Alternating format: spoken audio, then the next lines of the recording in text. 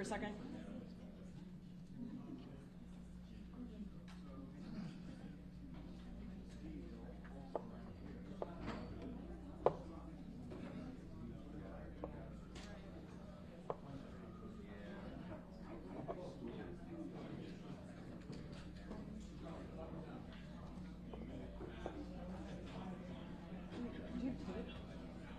Yeah.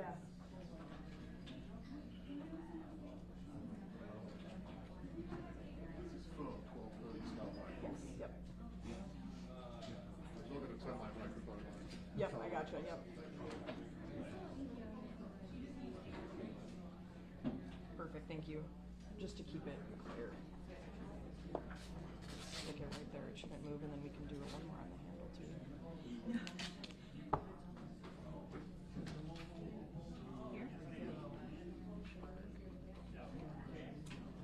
Perfect, there we go. You want it somewhere else? No, that's good. Just so we can keep that clear. Good? Yep, thank you.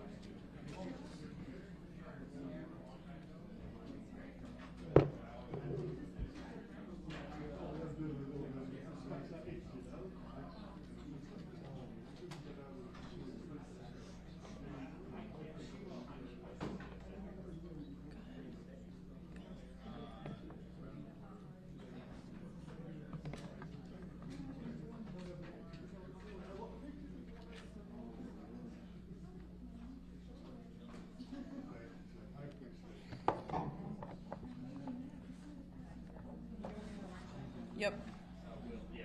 Hey.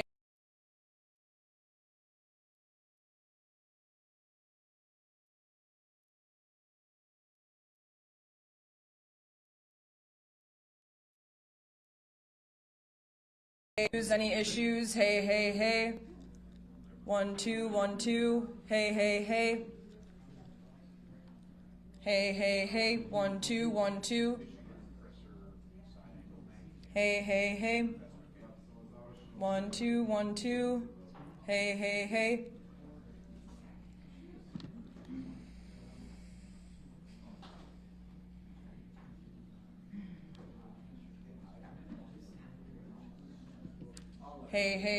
1 2 1 2. Any issues? Thumbs up. Hey. Good afternoon. Perfect. Great.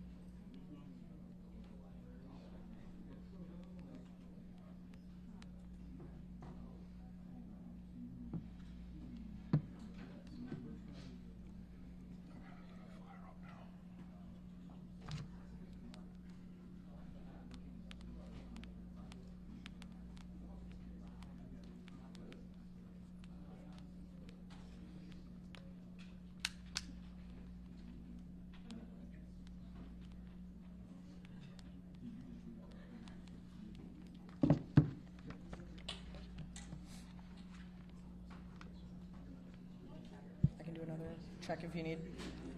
I'll be good. Okay. Thank you. Sounds good.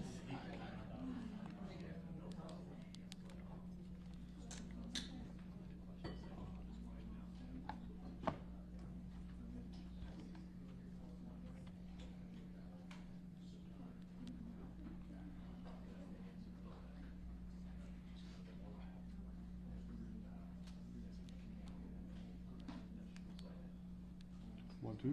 Okay, we're good. Thanks. Gotcha. Want me to do another? You know what? I'll just leave it the way it is. I know, right? Just leave it enough for now. It'll be great.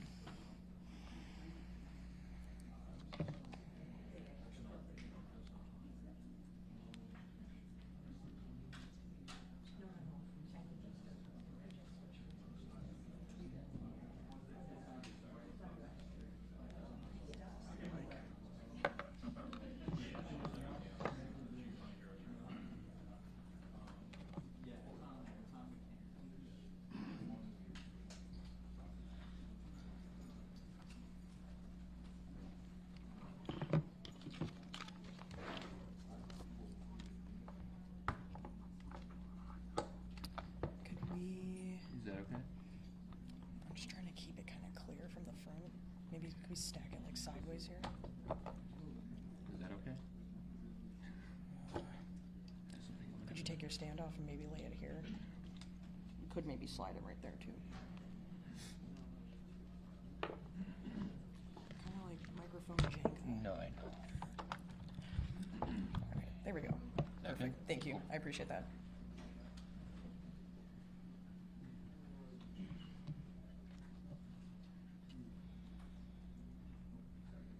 Hey, hey, hey. Final mic check. Hey, hey, hey. 1 2 1 2. Hey, hey, hey. 1 2 1 2. Hey, hey, hey. Hey, hey, hey. Hey, hey, hey. 1 2 1 2. Hey, hey, hey. Hey, hey, hey. Thank you. We'll begin shortly.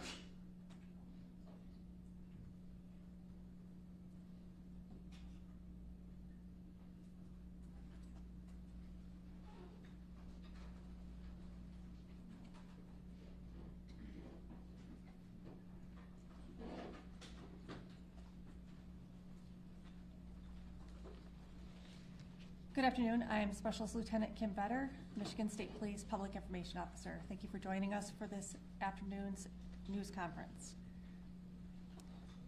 Joining us today is Governor Gretchen Whitmer, Colonel James F. Grady II, Director of the Michigan State Police, James Deere, ATF Special Agent in Charge for Michigan, FBI Acting Special Agent in Charge Reuben Coleman, Sheriff Chris Swanson, Genesee County Sheriff, and Chief William Rennie, Grand Blanc Township Police Department. Thank you. I'm here as governor to bring the full support of the entire state of Michigan to this community. I want to thank all of our local law enforcement, state police, federal agents for their swift response. I want to thank local fire and EMS and medical providers for saving lives and caring for those who are still fighting for their lives in the hospital. And thank the incredible Department of Natural Resources Conservation Officer and the local Grand Blanc officer for their brave actions to take down the shooter and their quick response. I think we can see the best of public service in all of these individuals. As I said, I'm here as the governor, but I'm also here as a fellow Michigander whose heart is breaking by another mass shooting in a place that is supposed to be defined by togetherness and a close-knit community here in Grand Blanc. As a state, we know the pain of this too well. We've seen gun violence in our schools, stores, parades, festivals, and our houses of worship. These are places that we go to feel connected, to feel safe, to be together. But today, this place has been shattered by bullets and broken glass. And this might be a familiar pain, but it hurts all the same. Every time. We cannot keep living our lives like this. I know that this community is reeling right now, and I want you to know that the state of Michigan has your back. Your grief is our grief. I ordered flags lowered statewide, and I spoke with President Trump yesterday, who wanted to share his condolences. We will be here every step of the way and coordinate a full response with our local and federal partners. Folks here at the township, at every level, have been working closely together. If there's one thing I know about Michiganders, it's that we get through hard things together, and that's who we are. That's how the good people here at the Grand Blanc Church of Jesus Christ of Latter-day Saints live their lives. They worship together, they sing together, and they serve together. And that's why I was so proud to see powerful statements from interfaith leaders across Michigan denouncing this attack on a house of worship. They grieved for this congregation as though it was their own. They spoke with one voice for the basic principle that we all believe in, that you should be able to pray in peace in our state no matter who you are. I know that in the hours and days ahead, we will see the best of Michigan. We will see neighbors being neighborly, checking in with a call, bringing over some food, or offering a hug. We'll see medical providers work hard to save lives and treat those in need, with scars both seen and unseen. We will see this congregation unite and rally together like never before and continue worshiping together, singing together, and serving together. Because that's who Michiganders are. We will stay in close contact and continue to work together. Now, like everyone I know, we have lots of questions. How could this happen? What created this moment? Why? And that's motivated by a genuine motivation to understand, to learn, to prevent in the future. But I want to caution everyone. While we are working hard, while the good men and women who are working hard are doing so with due diligence at this juncture, speculation is unhelpful and it can be downright dangerous. So just ask that people lower the temperature of rhetoric. Keep your loved ones close and keep this community close to your hearts. Let's keep doing the work together. Let's be kind and let's love our neighbors. Thank you, and now I'd like to introduce the head of the Michigan State Police, Colonel James Grady.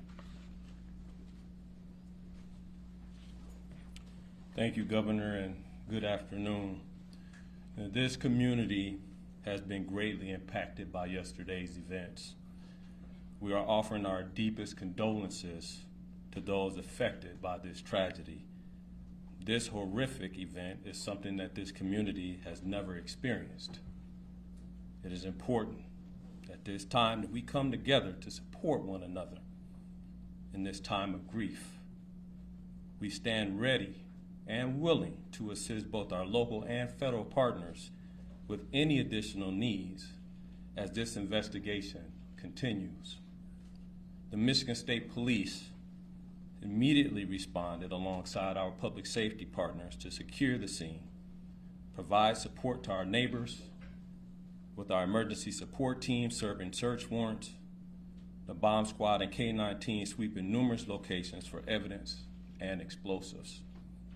Additionally, our forensic science laboratories and our special investigation sections continue to investigate the officer-involved shooting and work alongside our federal and local partners. I'd like to take a moment for everybody to remember that last year we put together an initiative called Stop a Plot. While we are committed to keeping our community safe, we also need your help. Again, it takes everybody. 53% of mass attacks leave a trail of clues leading up to them. And 2/3 of mass attackers elicited behavior that cause concerns. So we are asking our communities to stay vigilant, and if you see something suspicious, please contact local law enforcement or 911 immediately. We will keep the family in our prayers here at MSP as they continue to cover and we work together. Thank you for your time. Next up, we will have from the thank you. We will have ATS Special Agent in Charge for Michigan, James Deere. Good afternoon. My name is Jim Deere with ATF. I'm the Special Agent in Charge for ATF Michigan. On behalf of the men and women of ATF, I offer my deepest sympathy and condolences to this community and to the families affected by this tragedy, this horrific act of violence. There is no place in our society for this. There's absolutely no place. But it's become all too common, and as we know, we have become more and more desensitized. This community is hurting, and we are here to help them heal. As part of that healing process, ATF has brought in their national response team. This is a cadre of world-renowned investigators for arson and explosive incidents.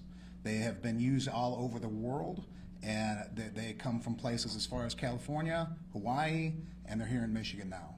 They arrived last night, they've briefed, they're examining the scene, and that is what they're doing at this point. From ATF's perspective, I would encourage the community not to travel by the church. Those roads have been blocked off and access is controlled. While that might be a little disheveling for folks, we need that scene security for our investigators as they dig out this scene. So with that in mind, that's our ask for the community. We are also looking at the improvised explosive devices that were recovered during this investigation and looking towards that end as well. I need to introduce the acting Special Agent in Charge for the FBI of Detroit, Michigan, Ruben Coleman.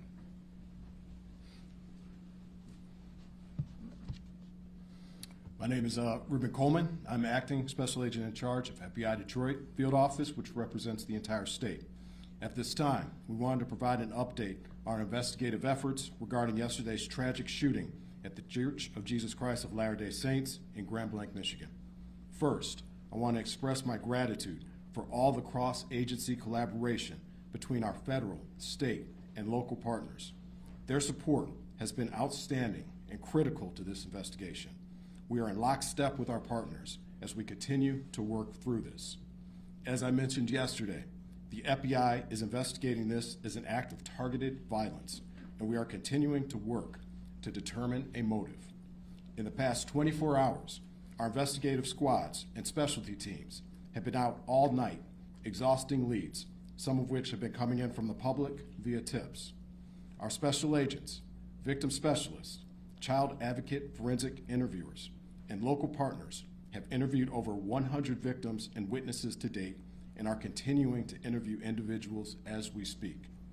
Our Evidence Response Team, or ERT, which is a specialized team of special agents, intelligence analysts, and professional staff, are trained to process crime scenes and collect evidence. They were out all night and continue processing the scene as we speak. Our field office has stood up national equities for support.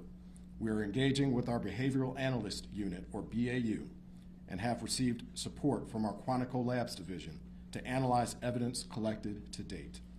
We received assistance from our FBI field offices across the country to support this case and follow down leads.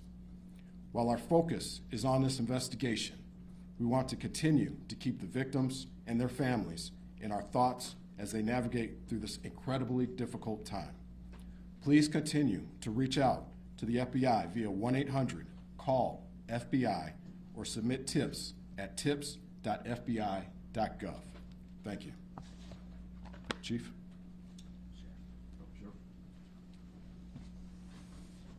You prepare in peace to perform in chaos. I saw it live. I saw what you trained for, what you planned for, and then reality hit yesterday morning on a bright sunny day when people went to worship. But what I also saw is every level of government law enforcement work together for the good of the people. What I witnessed was people putting their lives at risk that had 2 months on the job as an EMT, or brand new firefighters, veteran firefighters, and law enforcement, just to bring a sense of stability to a scene that was chaotic and dynamic. As the sheriff of this county, I see the great people every day. But I want this community to know that those ranks in those agencies that were mentioned before me, we worked together. We worked in concert, and we did the job. And there's more to do. I will tell you, the sheriff's office dedicated every county sheriff medic that we had available, patrol, investigators, we did interviews, emergency management, whatever the task was needed. The sheriff's office worked with everybody that you heard and many that you don't know to bring justice and also order to this scene. But I will tell you, the days are continuing. We have 31 marked cars on as we speak, making sure schools that are in session, in churches that are planning Bible studies, regardless of faith-based, that they will be protected. Anybody who calls in, we will be there like other law enforcement to settle the community and bring a sense of calmness to people. There is an uncertainty, but law enforcement, especially this sheriff's office, will bring that to you. I will tell you that there are noble heroes who do not wear a uniform that went to that church yesterday. You're going to hear their stories as we lay out this case with law enforcement, but I will tell you this, those heroes from that church did their job. And it was led because of a police department. So law enforcement from this township is led by a chief who demonstrated leadership right out of the gate. And my honor is to announce him as the final speaker, Chief Rennie of Blanc Township. Thank you, Sheriff. Evil. This was an evil act of violence. That's exactly what this was. And this is not Grand Blanc. This does not define Grand Blanc and who we are.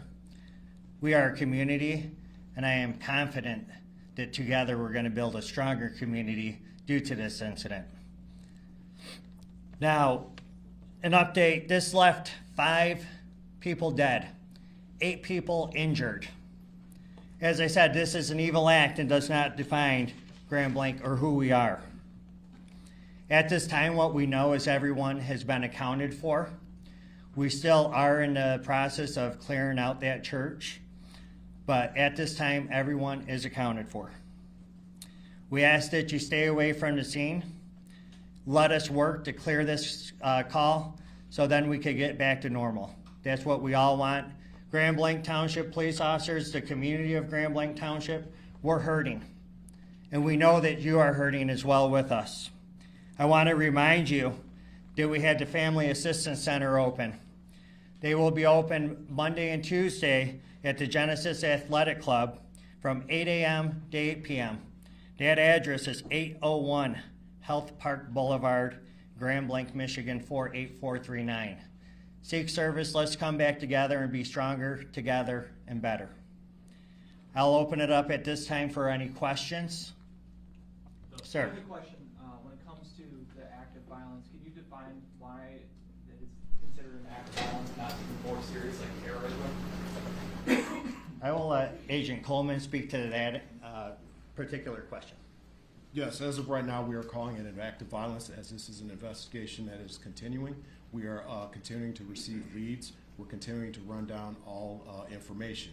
And once we're able to ascertain definitively what we have, that's when we'll make those statements. But as of right now, this is an act of violence. Thank you. Follow up on that, please. You called this an act of targeted violence. Can you tell us who you believe the target was? A specific person, the LDS Church, another group? Well, as of right now, again, as this is an ongoing investigation, what I will say is when I say targeted violence, I mean targeted within our state and within our community. Right now, what we are here for are the families and the victims, and we're going to work diligently in order to make sure we can bring closure for them as well. Motive, there was some chatter that the suspect's ex-girlfriend was a Mormon or something of that nature, chatter online about that. Is that something that you can speak to, or any possible motive about That it? is something I cannot speak to at this point in time. We heard that someone was arrested after driving through the barricade near the church. Can you share any information on that, why they were arrested, maybe what their intentions were? Yes, Chief. Yes, I could speak on that. Yes, there was an incident out there. We are still in the process of investigating that incident, whether or not it's related or not. I could tell you that we do have a 21-year-old person in custody for that incident right now. Does the suspect have any prior criminal history or no contact with law enforcement?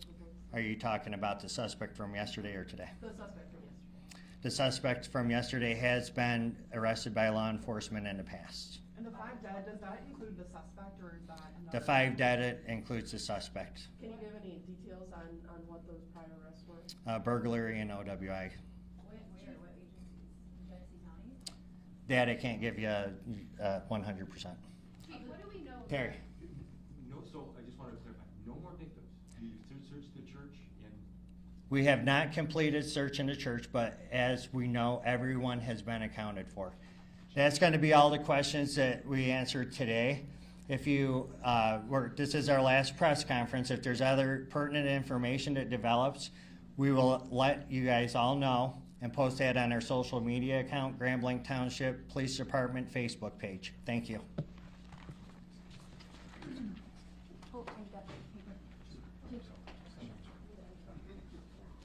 Sorry. I'd just like to note that Dr. Michael Danek, the Medical Chief of Staff from Henry Ford Genesis, will be available for questions after this news conference. He's here on the side of the room. Does anybody need any spelling of names? No? Would it be possible to just bring him up right now? Sure. We're good. Yep.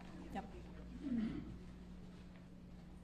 we also confirm right now, are there 8 injured still at the time? So it's 5 that including the shooter or 8? Correct. Thank you. Hi, everybody. I'm Lauren Zakalik. I'm the PR director at Henry Ford Health. I'm going to introduce now Dr. Michael Danek, normal spelling for Michael, D-A-N-I-C. He is our medical chief of staff at Henry Ford Genesis Hospital. He's going to make some opening remarks, talk about what happened yesterday. We'll take a few questions. Thank you. Thank you. Thank you very much for having me. It was a very sad day for our community. Our law enforcement did amazing, as well as our medical staff throughout the entire Genesee County area. Henry Ford Genesis was prepared and did extremely well.